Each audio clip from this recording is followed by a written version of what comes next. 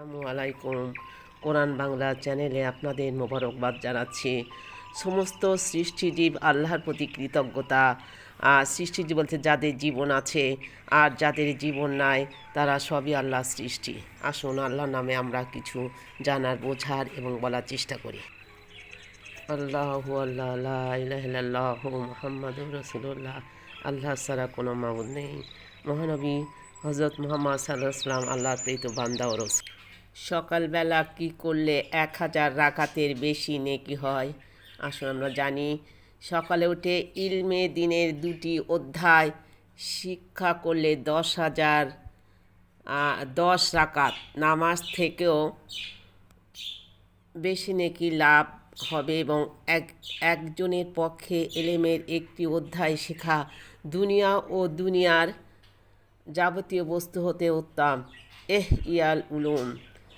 কোন মজলিসে বসলে 1000 রাকাত নামাজ থেকে উত্তম?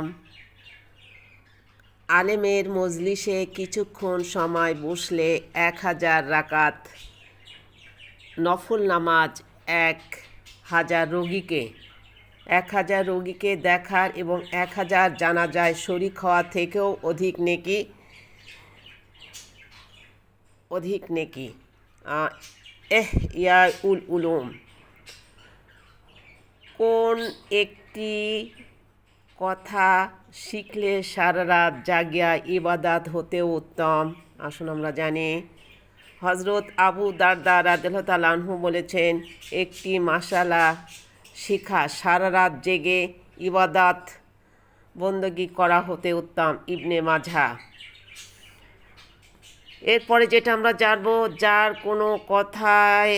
কথায় কোনো লোক হেদায়েত হলে তার কী লাভ?